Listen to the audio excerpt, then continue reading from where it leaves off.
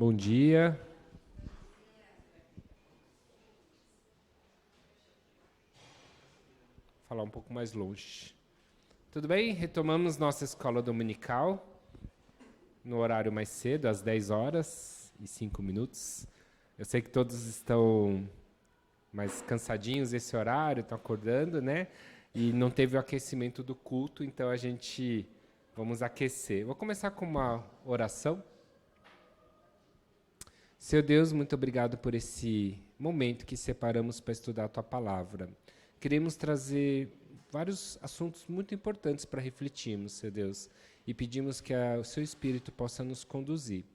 E por isso que entregamos esse momento, todos os nossos pensamentos, todas as nossas conclusões e aprendizado, para que seja de acordo com a Tua Palavra, Senhor Deus, e que ela não seja apenas teórica, mas faça a diferença em nossas vidas, Senhor Deus.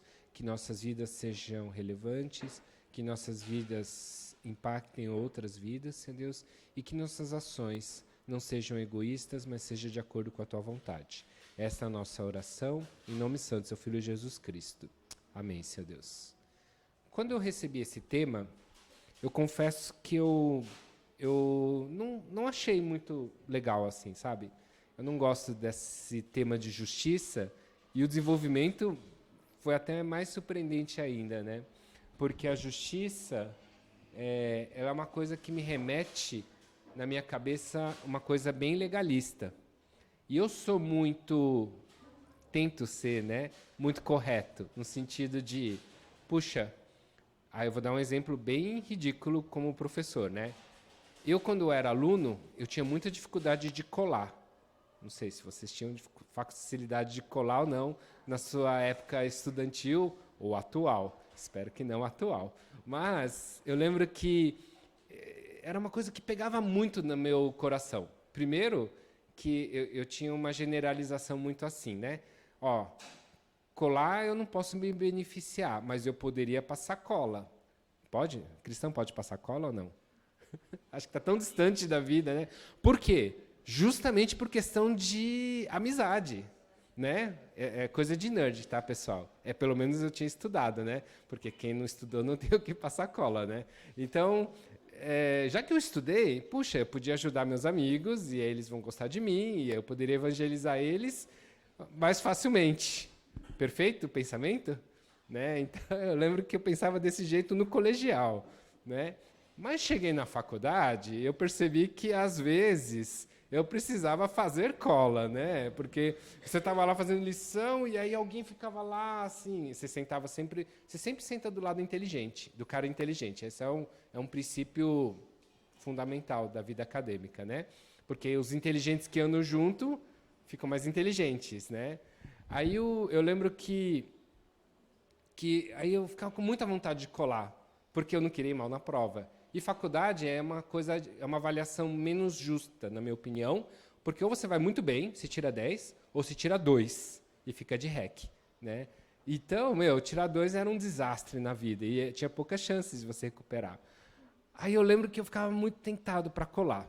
E aí, certamente, eu aprendi muita coisa na minha vida, que depois, quando eu virei professor, me ajudou. Por quê? Eu olho para um aluno, eu sei exatamente quem vai colar e quem não vai colar. Eu juro para vocês, não é revelação do Espírito Santo. Eu tenho certeza. Por quê? A cara com que ele entra na prova era a cara que eu entrava, às vezes, na prova quando eu não estudava. Aí eu já sabia que ele ia sofrer uma tentação gigante.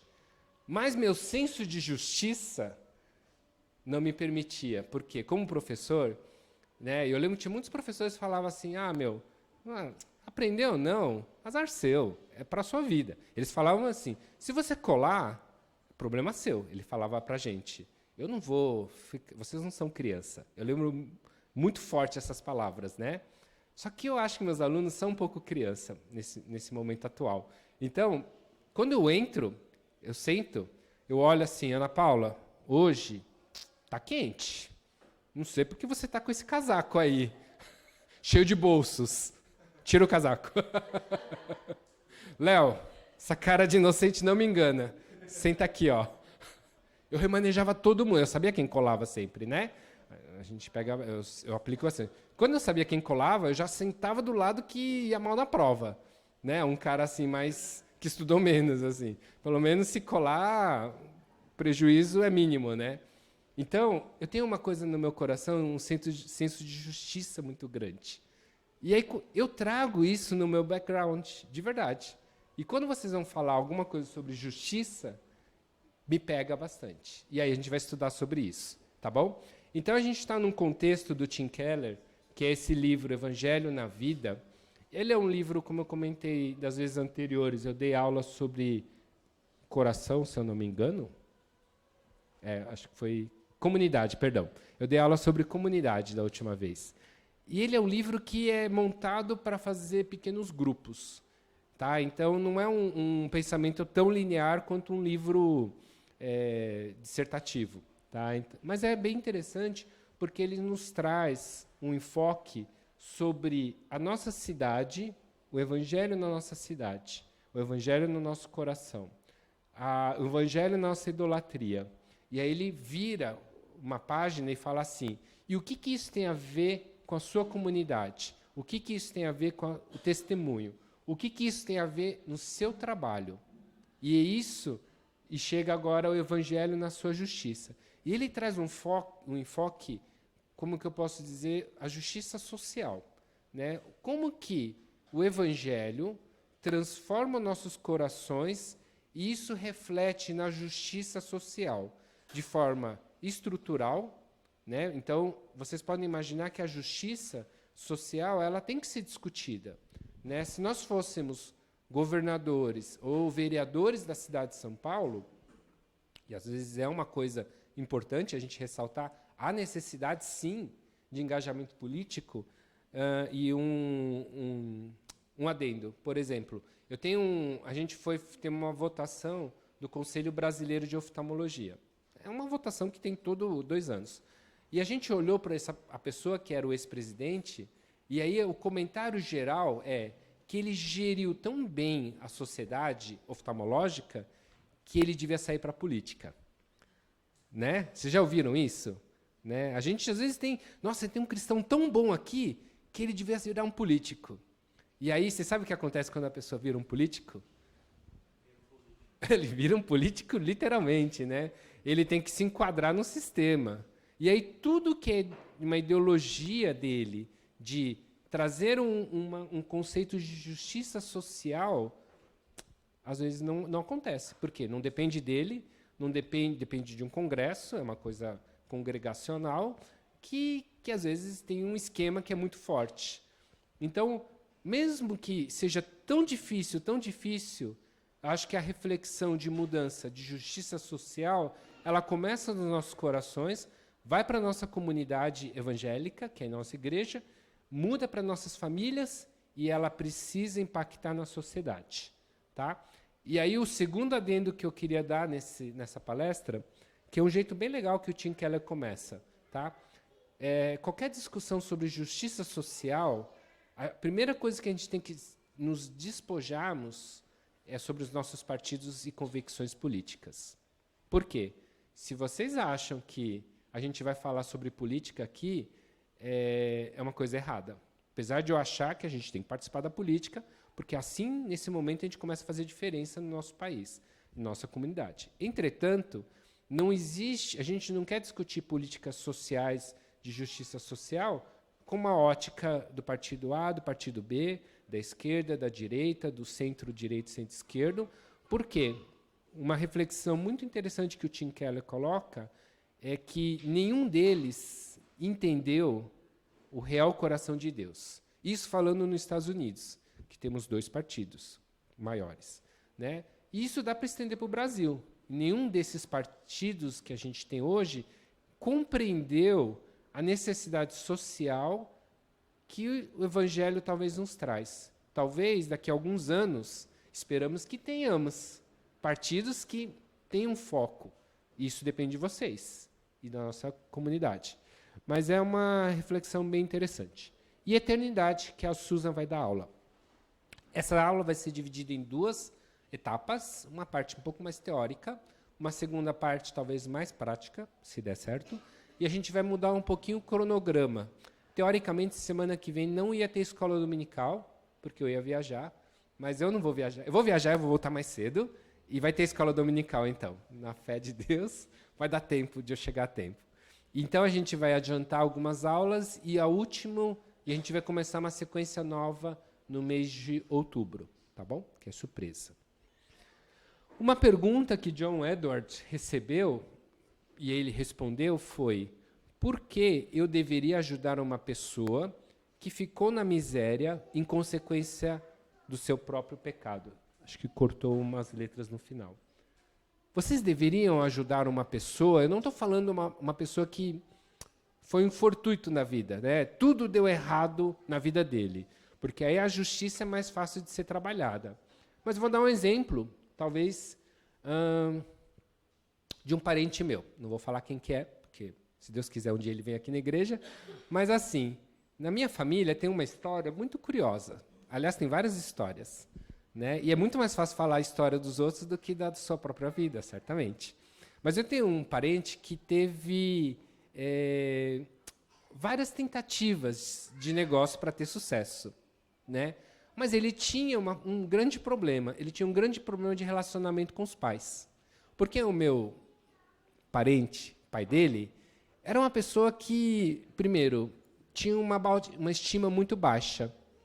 E as pessoas que têm... Minha mãe me contando a história, porque eu não era nascido, pessoas que têm estima muito baixa, autoestima baixa, tendem a se refugiar em vários artifícios. Na bebida, em jogos, na agressão matrimonial, muitas vezes, né? Porque bate na mulher e fala que eu mando aqui. E aí a gente tinha todas essas histórias nesse meu parente. E adivinha como vieram os filhos dele? Né? Iguais. Agressivos, brigam na escola por qualquer motivo, não porque foi injustiçado, mas ele precisava mostrar que ele tinha algum valor, então ele batia, porque ele era forte, né? Ele não tinha essa capacidade de sentir o amor do pai, porque quando o pai tinha tempo, ele estava bêbado. E quando o pai tinha outro tempo, ele estava batendo na mãe, né? Então, é uma dinâmica familiar que sempre deu muito errado. Deu tão errado que nas famílias orientais é muito comum dar apelidos, né? Dar apelidos carinhosos e, às vezes, dar apelidos muito pejorativos. O apelido desse meu parente era macaco, né? E aí os orientais entendem que isso é um apelido que joga a pessoa lá embaixo, né? Aí essa pessoa ela tentou várias coisas na vida. Ela tentou abrir um negócio, deu errado, ficou devendo dinheiro. Aí tentou ir para Taiwan, deu errado, né? E as pessoas que ajudam financeiramente, trazendo, oriental tem essa outra segunda face, que é importante para a aula de hoje, tem a cobrança. Eu te ajudei a abrir um negócio, né? E o que você me retribui por eu ter te ajudado? Aí a próxima coisa é, você me retribui desse jeito, bebendo, ou então fazendo um caso extraconjugal com o meu chefe, né? Foi o que aconteceu em Taiwan, e ele teve de sair correndo para o Brasil de novo. Aí essa pessoa veio na minha família, no grupo, a gente agora tem um grupo de família, e falou assim, cara, eu estou desempregado, eu estou trabalhando como feirante, eu preciso de uma ajuda. Aí pediu assim, ajuda financeira. E por que eu estou contando essa história? Porque o argumento na minha família, dos meus parentes em geral, por que eu vou te ajudar se você não merece? Ou, o que me garante que eu vou te ajudar dessa vez e você não vai gastar o dinheiro com bebida? Né? É uma coisa pesada, mas eu estou te trazendo uma ideia que é o senso de justiça que nós temos, né? E é muito comum isso. E o que eu acho que é bem isso aqui que ele está falando, John Edwards. Ele recebeu essa cartinha e falou, nós devemos ajudar pessoas que ficaram na miséria em consequência do seu próprio pecado? Não foi um desastre, não foi um furacão que passou na casa dele e destruiu a casa e ele vai reconstruir, né? É uma pessoa que se afoga no seu próprio pecado inúmeras e inúmeras vezes. E aí, o John Edwards ele responde desse jeito.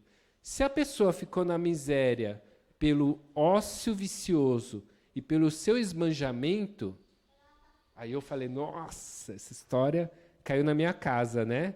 Mesmo assim, não estamos desobrigados a ajudá-la.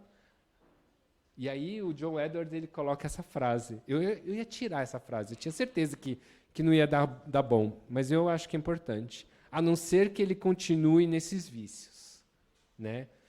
Então, eu acho que essa é uma abertura do senso de justiça que Deus quer trabalhar na nossa casa, né? Na nossa igreja, nas nossas vidas, tá bom? Eu queria trazer o texto que está em Lucas 6, 32. Se alguém quiser ler. Felizmente temos um microfone aqui, então se a gente ler vai sair gravado. Alguém quer ler? Pode ler do... Está na NVI, mas se vocês quiserem abrir alguma outra versão. Um corajoso para ler. Levante a mão e ganhe o microfone. Senão eu vou entregar o microfone para alguém, né? Dou-lhe uma, dou-lhe duas. Eu sempre peço para alguém com voz forte ler, então eu vou pedir para a Michele ler.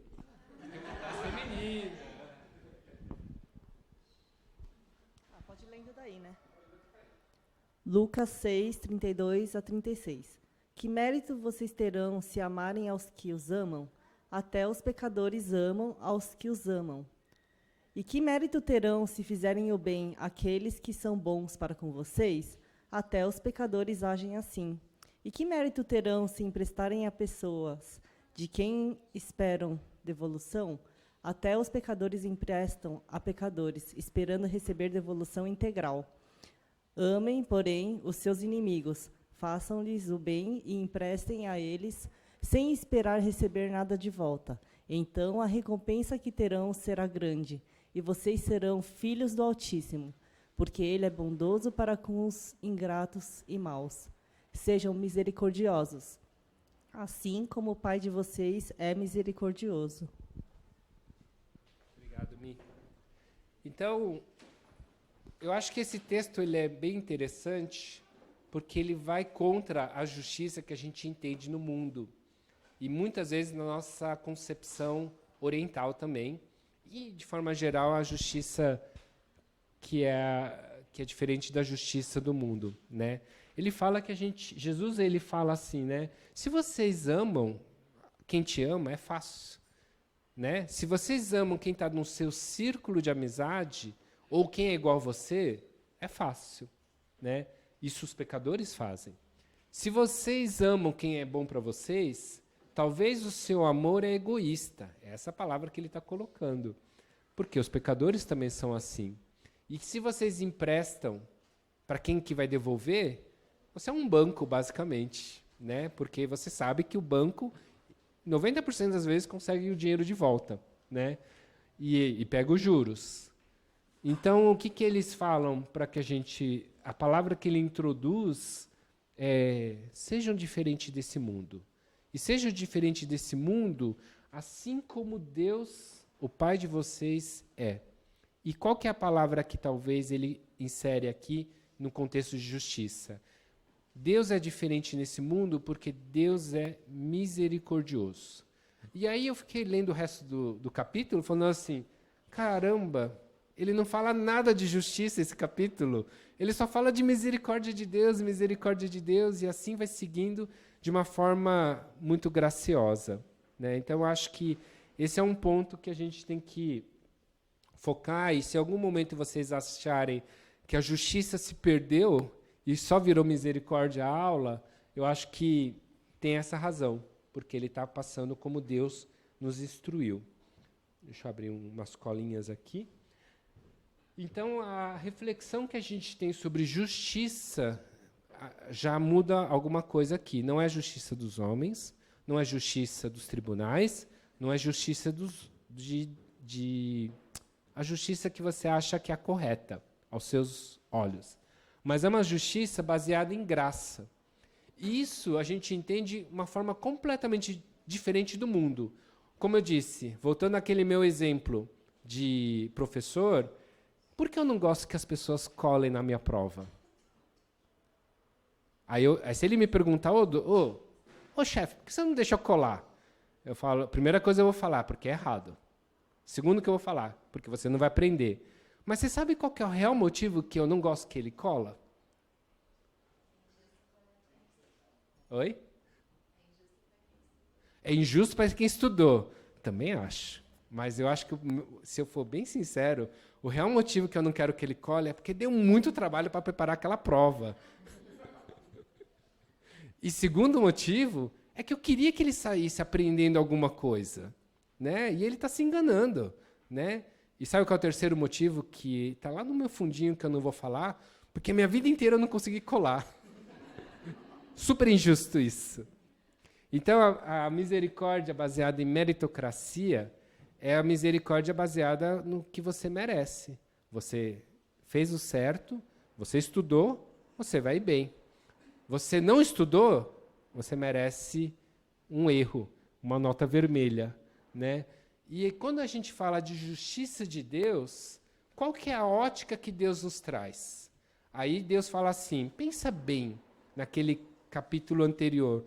O que nos faz a gente conseguir fazer tudo isso? Amar os que não nos amam, né? Cuidar daqueles que não são bons com a gente, emprestar dinheiro para quem não vai devolver, né? Isso funciona se a gente entender que a misericórdia de Deus ela é baseada em transformar pessoas. Eu vou dar um exemplo de um livro que eu estou lendo, no meu devocional, eu acabei de ler Jeremias e Lamentações. Aliás, Jeremias é fenomenal, porque é um livro que fala sobre a vida cristã na história a vida cristã como deve ser, na vida do povo de Deus, né? É bem legal isso, mas eu gostei muito de Jeremias porque ele termina desse jeito. Aí meu senso de justiça gritando, né? Depois de o povo de Deus pecar, e Deus dá a chance para ele se arrepender, e ele continuar pecando, idolatrando, o que Deus fez? Depois de muito avisar, o livro de Jeremias é isso, quem avisa, amigo é.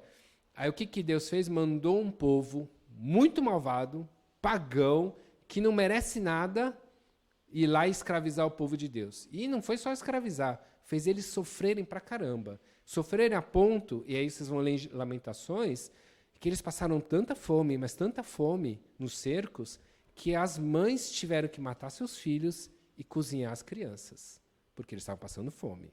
Então é uma coisa bizarra. Mas, o que aconteceu? No final de Jeremias, Deus fala assim, e olha, vocês vão para o exílio por um motivo, para vocês se arrependerem. E segundo, vocês vão para o exílio, mas fiquem tranquilos, vocês vão voltar para a terra prometida. E terceiro, a minha justiça, ela não foi simplesmente negligenciada. Aquele povo que conquistou vocês com a minha permissão, utilizando eles foram a mão de Deus para castigar vocês, eles também serão castigados. Quando eu li isso, eu confesso que meu coraçãozinho fala assim, yes, Deus é justo, viu? Deus não deixou passar, porque o que o povo babilônico fez e o povo persa fez foi muito ruim. Foi muito ruim aos olhos dos homens. Foi muito ruim aos olhos de Deus. Foi muito ruim e foi instrumento de Deus. Mas eles não passou barato. Deus trouxe o castigo deles. Então, quando eu olho isso, eu olho muito, sabe o quê? A meritocracia. O que o povo babilônico fez? Ah, ele fez isso, está errado, Deus castigou. Ah, Deus é coerente. Mas me pega pesado se Deus não é coerente, tá? Eu fico meio tenso. Mas o que eu quero trazer para vocês é que quando a gente pensa em misericórdia de Deus, a gente tem que mudar a ótica. É muito fácil falar justiça e misericórdia na ótica de um legislador, de um juiz, de um cara de fora, de um cara que não tem nada a ver com essa história. Mas quando a gente é o povo de Deus, e o livro de Jeremias e Lamentações foi escrito, porque nós somos um povo de Deus. Nós fomos aqueles que, na verdade, fomos avisados, e aí Deus desceu o castigo. Mas Deus deu castigo não porque nós transgredimos o fato de não ter outros ídolos. Deus deu castigo para que nós possamos ser transformados. Então, a primeira coisa que a gente tem que ter muito claro na nossa mente é o quê? Que a justiça social ela não se baseia no que é certo, no que é errado, que é uma característica de Deus. Deus é muito justo. Mas a justiça social se baseia em transformação de vidas, que é o que Deus fez com a gente. Então, o grande ponto da gente entender é que quando a gente pensa em ajudar o próximo, a gente não vai ajudar ele pensando em julgar ele, e muito menos em corrigir ele. Né? Eu vou te ajudar se você não jogar mais. É o que, no meu exemplo inicial, que minha família fez. Você jura que você não vai mais beber? Então eu vou te ajudar. Ah, você bebeu, então devolve meu dinheiro. Né? Minha família é muito assim, correta, né? Eles querem ajudar se você for bem para você. Se você não for legal para você, tudo isso, toda a misericórdia se retira, tá? E aí, em Lucas 6, curiosamente, logo depois do que a Michelle leu, ele continua: não julguem e vocês não serão julgados. Não condene e não serão condenados. Perdoem e serão perdoados. Então, a justiça social ela começa dentro da gente. Então, quando você vai ajudar alguém, você tem que se despir de toda a sua ótica um pouco legalista, correta, e focar na misericórdia de transformação, e não na misericórdia de meritocracia. Tá? Então, é o primeiro conceito que a gente tem que ter, que o Tim Keller nos traz. Tá? E é difícil, porque quanto menos percebemos, já estamos nessa ótica. Então, um segundo ponto que ele quer quebrar, que eu acho muito interessante, é uma pregação que, às vezes, nós temos uma recorrência no meio cristão. Né?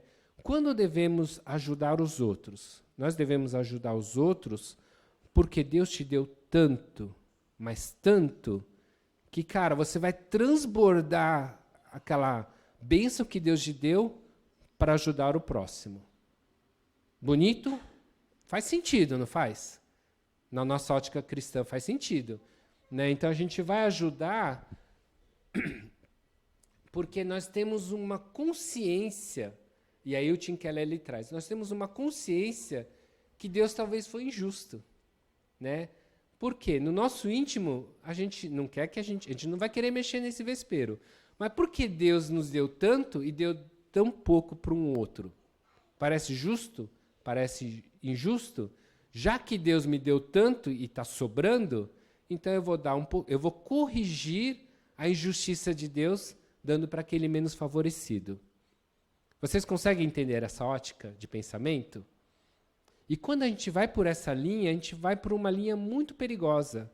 É aquela linha que a gente se torna um Deus, para corrigir as injustiças do nosso Deus. Tá? A segunda linha que a gente vai, a gente pensa, é a linha do egoísmo, né? Eu não quero me sentir culpado e nem me chamarem de egoísta. Já que eu tenho tanto e Deus me deu tanto, poxa, eu tenho que dividir uns 10% com a igreja. Né? Essa é uma outra linha que é muito comum. A terceira coisa que é bem comum a gente pensar como cristão é, puxa, se Deus me deu tanto e eu não dividi com ninguém, você sabe o que vai acontecer? Deus vai tirar aquilo que me deu. E a gente tem medo disso.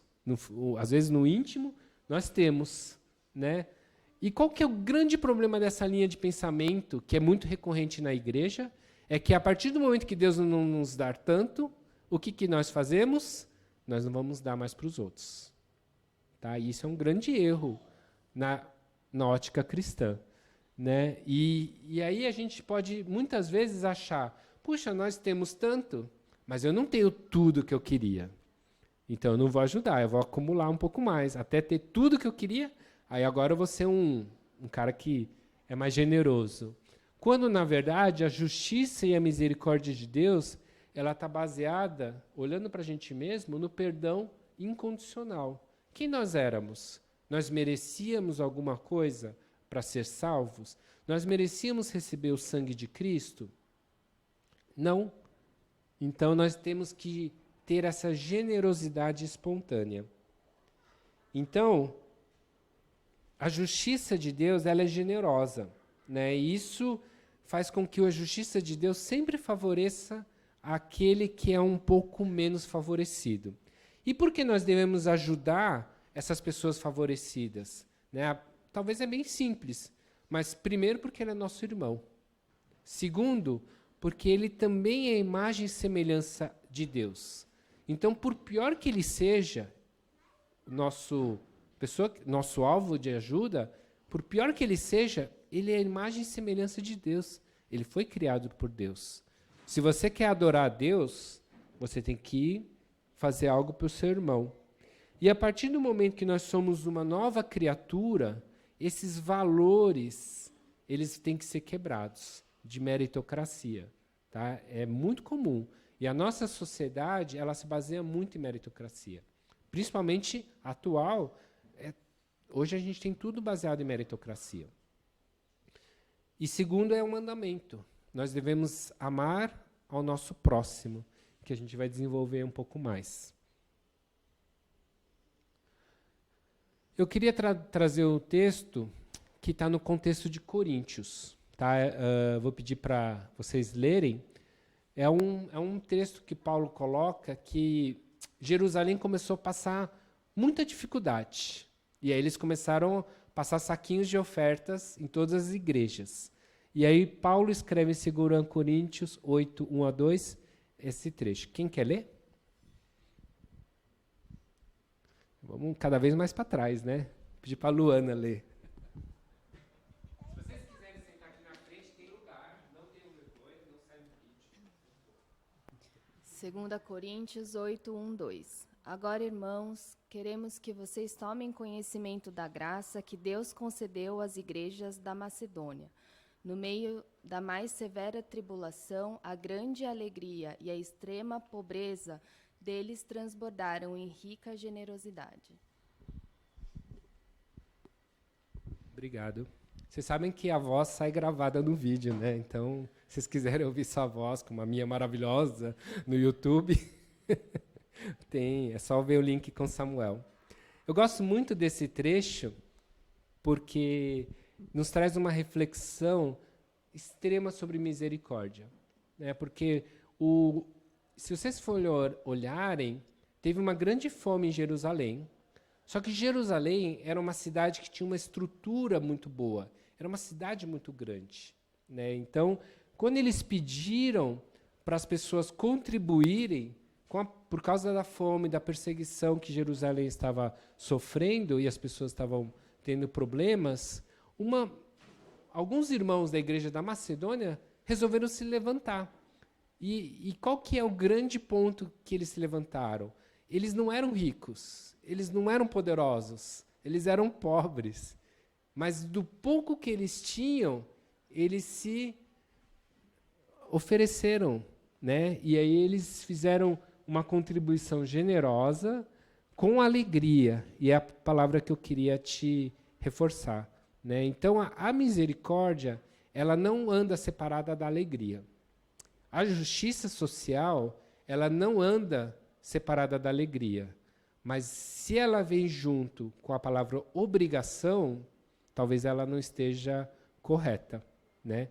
Então, esse é o texto que a gente tem que entender. Se a gente contribui por obrigação, se a gente contribui, ajuda as pessoas, porque a gente tem medo do Deus, o Deus lá do Velho Testamento que desce raios e come pessoas, come no sentido, abre a terra, as pessoas são devoradas, né? Então a gente não vai exercer uma misericórdia verdadeira, mas a gente vai exercer uma misericórdia verdadeira quando o nosso coração transformado for extremamente generoso, quando o nosso coração vem acompanhado com amor abundante. Quando a misericórdia ela não gera culpa, ou simplesmente é para aplacar uma culpa. Né? E é muito comum isso. As empresas que mais doam, geralmente, são as empresas que mais prejudicam a natureza ou prejudicam as outras pessoas. Né? Então, a gente tem doações imensas de empresa de cigarro para a cura do câncer.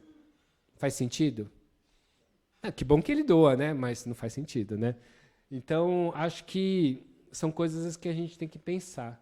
E a gente consegue fazer isso quando a gente conhece da graça de Deus. E a justiça e a misericórdia, elas fazem parte de um louvor, nossa expressão de louvor.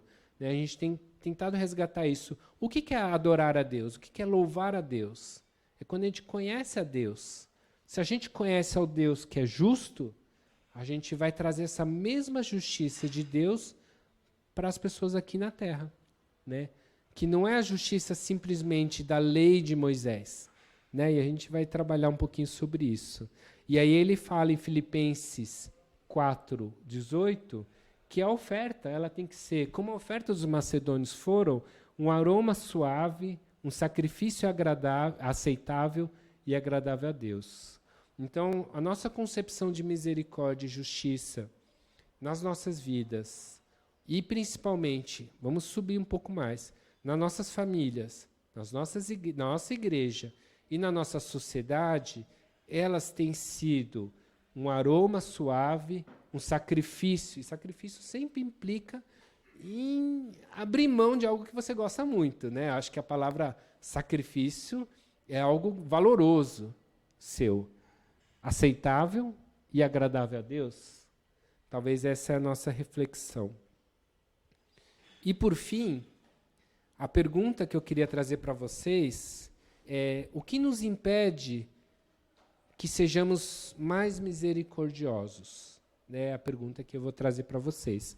Porque a gente precisa compreender aonde que está o papel dessa misericórdia e justiça na nossa igreja. Principalmente se nós queremos ser uma igreja relevante. Mas tudo isso é muito bonito quando a gente está no nível do conhecimento intelectual. Na prática, o que impede que nós sejamos mais misericordiosos? Né? E aí a história que eu queria compartilhar com vocês, eu não coloquei aqui, mas está em Mateus 13.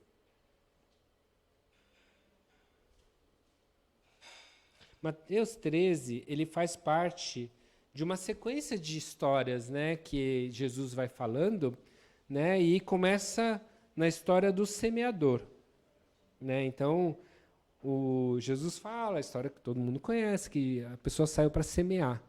Né? E aí, quando a gente pensa na história do semeador, a gente já linka intrinsecamente com a palavra evangelismo.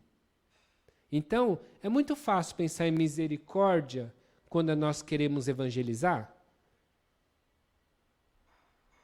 É muito simples para mim essa comparação. Eu vou dar um exemplo. Capelete veio aqui e falou: cara, eu pego as pessoas que estão em situação de rua, né, pessoas que estão no fundo do poço, e a gente cuida dessas pessoas. Né? E aí, naturalmente, a gente já pensa o que é o objetivo de cuidar dessas pessoas. E aí a nossa ótica cristã mais limitada vai entender. Nós cuidamos dessas pessoas para eles aceitarem a Cristo. Né?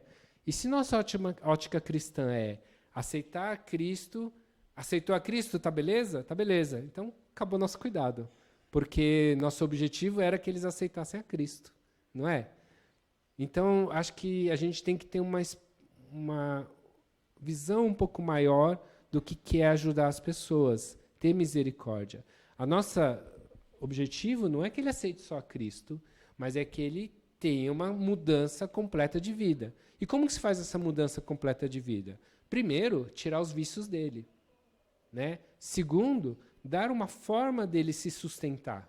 Né? Então, vamos fazer algo profissionalizante? Vamos plantar a horta para eles fazerem faculdade?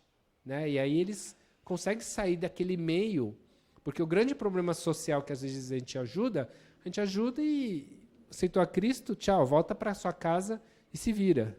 Né? Esse é um limite.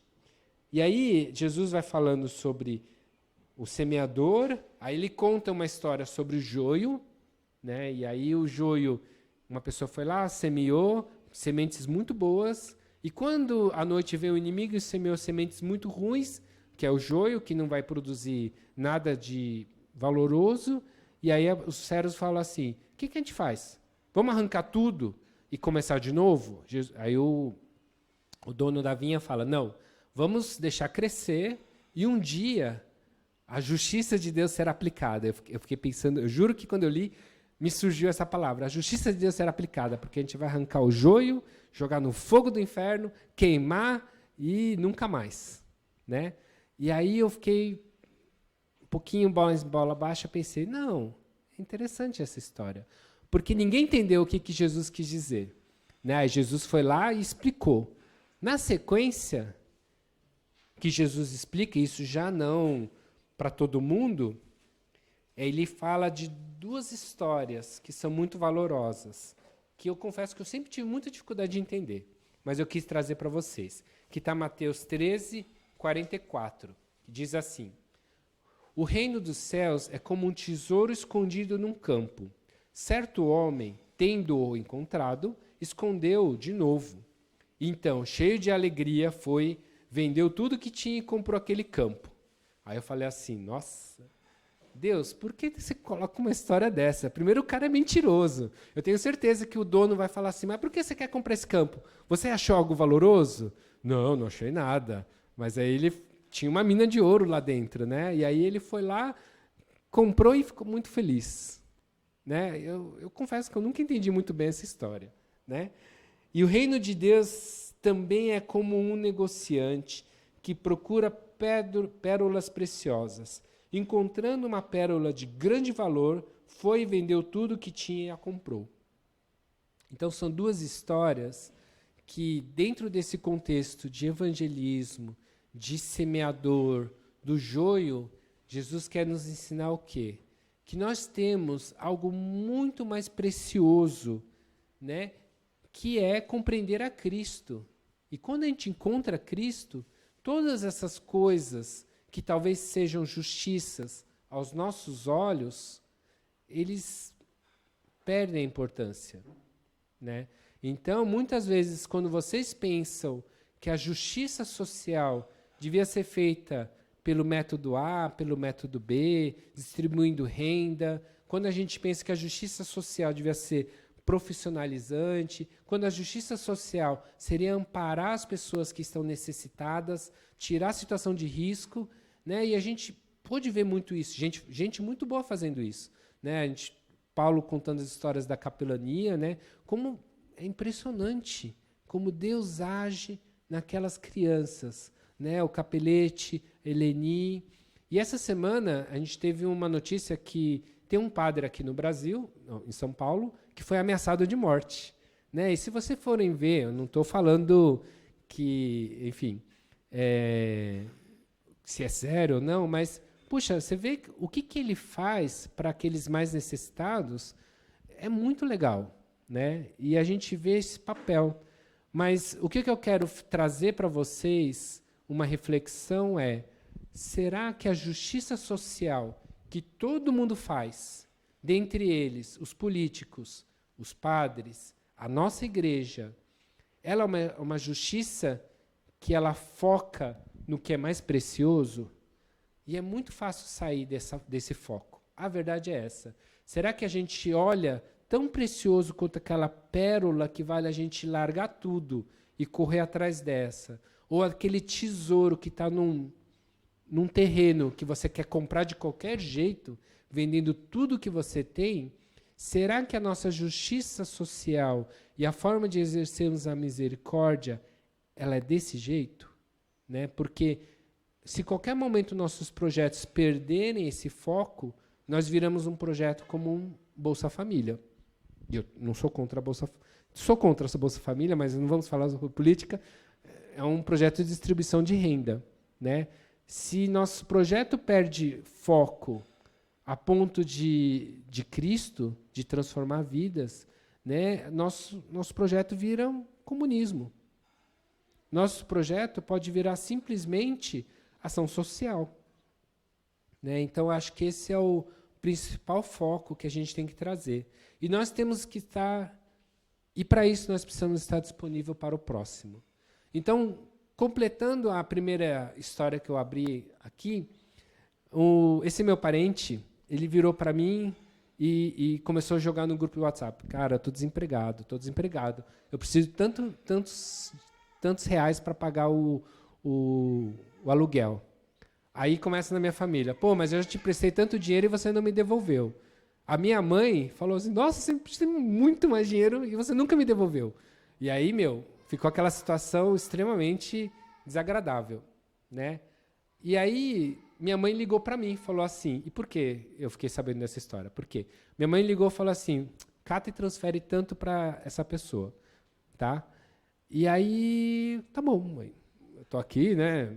Você está ganhando dólar, eu ganho real, transfiro, né? Fazer o quê? Guarda, anota lá na minha conta nos Estados Unidos em real, porque eu quero. Brincadeira. E aí ela transferiu. E aí eu fiquei sabendo que esse meu parente, naquele dia, ele estava tão desesperado, que ele estava na porta, assim, numa janela. Calma, ele não ia pular, tá? Ele estava assim, ele abriu a janela e olhou e falou assim, cara, eu preciso orar para alguém me ajudar. E aí ele falou assim, eu vou orar para Deus. E ele não é cristão. O background da minha família é budista, né? Aí ele não era cristão. Aí quando ele começou a orar, eu mandei a transferência para ele. E eu não sabia que ele estava orando, tá? E eu mandei porque minha mãe mandou. E filho que manda, faz o que a mãe manda, é bom filho, né? Porque a gente tem medo da mãe, né? A gente tem tanto medo de Deus quanto da mãe. E aí eu transferi para ele e mandei, ó, minha mãe transferiu tanto para você. Aí ele falou assim, nossa, eu desfrutei um pouquinho da graça de Deus. Aí eu contei essa história para minha mãe falou assim, relaxa, ele não vai devolver não. Mas a gente ajudou ele, né? Minha mãe falou assim, eu sinto que E assim, minha mãe tem a dúbia parte de falar assim, ela falou assim, eu sinto que eu pude melhorar um pouquinho a autoestima dele, que os pais deles não deram. Muito real, muito legal, eu acho que isso entra muito nas culpas, né, do que a gente tem para ajudar, né, mas eu achei uma história muito bonita, assim, né, e aconteceu relativamente recente. Então, é uma reflexão para as nossas vidas, né? Nós tendemos a ser legalistas, como eu sou muito legalista, não deixo ninguém colar até hoje, e vou continuar não deixando ninguém colar até hoje, mas por outras convicções, talvez, né?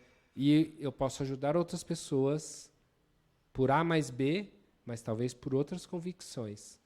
Eu posso ser misericordioso e trazer a justiça social, não porque me sobra, mas porque eu creio que Deus tem um papel muito importante para salvar as outras pessoas e transformar a vida dele. E essa é a misericórdia que eu acho que a gente tem que trazer. Tá bom?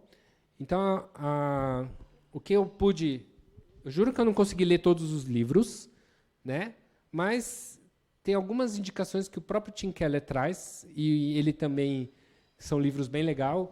Esse aqui é o Evangelho na Vida, né? Então, quem quiser comprar... Na verdade, é um livro muito técnico, né? De visão de estudos bíblicos. Mas como eu não vou dar aula, se vocês quiserem, eu dou para vocês, se alguém quiser ler, é bem legal. Né? E um livro que me chamou a atenção, que eu estava lendo... Eu não li o livro, eu li só a resenha do livro, e os capítulos, e as pessoas comentando, é o Racismo e Justiça à Luz da Bíblia.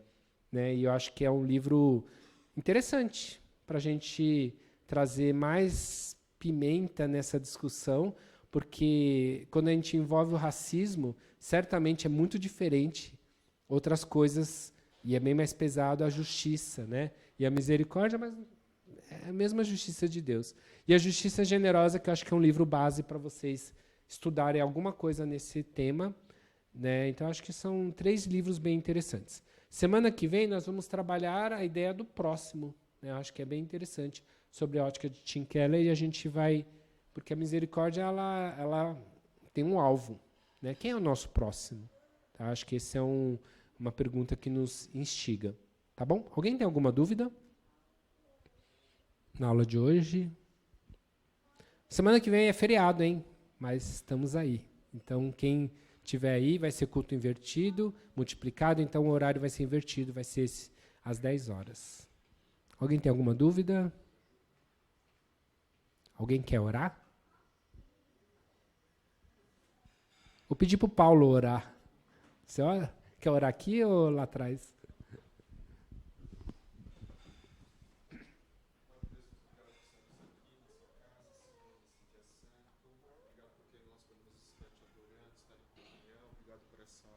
Pai.